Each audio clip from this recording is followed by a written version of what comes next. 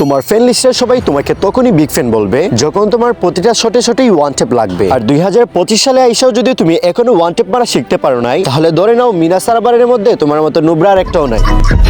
আর বর্তমানের পোলাপান্ডা যা করে, প্রথমে প্লে স্টোরে চলে যায় এন্ড ফ্রি ফায়ার চার্জ করে ফ্রি ফায়ার ডাউনলোড দিয়ে দেয়। তারপর তার মনের মতো একটা সেটিং করে আর বলে হবে নাকি ভাই 1 ভার্সেস 1। আর এইগুলো আজাইরা প্লেয়ার ফোর্সে সব আমার ফ্রেন্ড লিস্টে। বস আমাদের ফ্রি ফায়ারের মধ্যে ফ্রি স্টাইল নামক একটা শব্দ ছিল, কিন্তু আস্তে আস্তে এটা উইটা যাইতেছে। লাইক আমি অনেককেই যদি প্রশ্ন করি ভাই তুমি কি ফ্রি স্টাইল খেলতে পারো, সে বলে what is this freestyle. Boss আমি জানি অনেকে এখনো ফ্রি স্টাইল খেলা পারে, বাট অনেক নুবরার কারণে ফ্রি স্টাইলে আর গেম প্লে করতে পারে না। বস ভাইবো না আমি তোমাকে নুবরা বলতেছি, কারণ তুমি যদি নুবরা হইতা তাহলে আরো আগে ভিডিওটা স্কিপ করে নিতা। তো যারা নতুন আছো তারা আবার ভাইবো না তোমাদেরকে আমি নুবরা বলতেছি। তোমরা তো বস নতুন আসছো, তোমাদেরকে কি বলবো, তোমরা তো ওল্ড প্লেয়ার যারা আছে তাদেরকে দেখেই শিখবা। আর যারা ওল্ড প্লেয়ার আছে তারাই যদি গড়বড় করে তাহলে তোমরা আর কি শিখবা বলো তো। আর তোমরা যারা নতুন প্লেয়ার আছো তাদেরকে আমি জানাই ওয়েলকাম। এন্ড তোমাদেরকে একটা সুপরামর্শ দিই, অন্তত পক্ষে তোমরা কাস্টমারের মধ্যে কোনো জাতাজাতি করবে না। জাতাজাতি না করে ওয়ান শটে খেলা কি বলে ফ্রি স্টাইল। স্বাভাবিকভাবে সবাই মোটামুটি ওয়ান টেপ পারে, যাকে বলে টাটা ফুইরা বগলা মরছে। আর তোমার প্রতিটা শটেই যদি ওয়ান টেপ লাগে তাকে বলে হ্যাকার। আর তোমার ফ্রেন্ড লিস্টে সবাই তোমায় কি বলবে, বিগ ফ্যান। আর যখনই তোমাকে কেউ বিগ ফ্যান বলে তখন যে একটা ফিল হয় সেটা বাংলা ভাষায় বোঝানো যাবে না। আর বস তোমাকে আমি কিছু ওয়ান টেপ ট্রিক্স দিতেছি,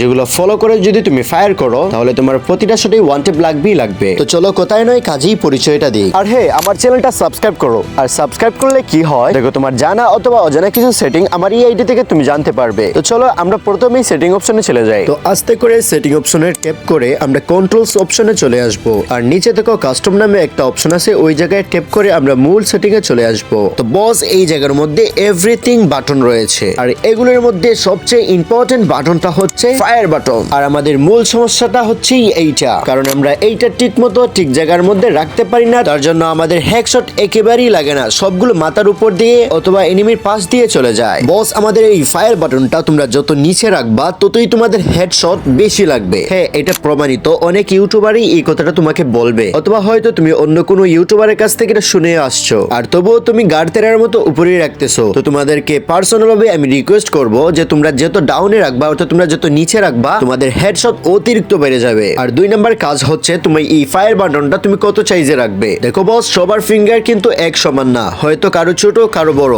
তো আমি যে সাইজটা দিতেছি হয়তো তোমার পছন্দ নাও হতে পারে, তবে আমি এইটা গ্যারান্টি দিচ্ছি তুমি যদি আমার দেওয়া ফায়ার বাটনে গেম প্লে করো তাহলে তোমার হেডশট অতিরিক্ত বেড়ে যাবে। বস তুমি এখন ফায়ার বাটনটা কত রাখবে দেখো, আমি আগেই বলেছি কারো ফিঙ্গার হয় ছোট অথবা বড়। তার জন্য তুমি কি করবে জানো, তুমি 50 থেকে 65 ভিতরে তোমার ফায়ার বাটনটা রাখবে। এক হচ্ছে তোমার ফায়ার বাটনটা নিচে রাখবে, 2 হচ্ছে তোমার ফায়ার বাটনটা যত ছোট রাখবা তোমার হেডশট অতিরিক্ত বেড়ে যাবে। তবে অবভিয়াসলি তোমাকে খেয়াল রাখতে হবে 50 এর নিচে যাতে না হয় অথবা 70 এর উপরে। এর মাঝামাঝি তুমি দিয়ে দেখবে তোমার যে জায়গার মধ্যে হেডশট অতিরিক্ত লাগতেছে ওই জায়গার মধ্যেই তোমার ফায়ার বাটনটা লক করে রাখবে। বস এখন দেখাবো কি করে প্রো প্লেয়ারদের মতো হেডশট মারতে হয়। আর তুমি আমাকে একটু সময় করে তারিখটা জানিয়ে দিও তো কবে আমার চ্যানেলটাকে তুমি সাবস্ক্রাইব করবা। তো এই জায়গার মধ্যে আমরা উঠাউটি কিন্তু 2টা ওয়ান টেপ দিয়ে দিলাম। এখন তুমি যদি বস ভিডিওটা আবার রিটার্ন দেখো অথবা স্লো মোশনে দেখো তাহলে তুমি কিন্তু ধরে নিতে পারবা কি করে ওয়ান টেপটা মারা হয়েছে। তাই চলো একটু স্লো মোশনে দেখি।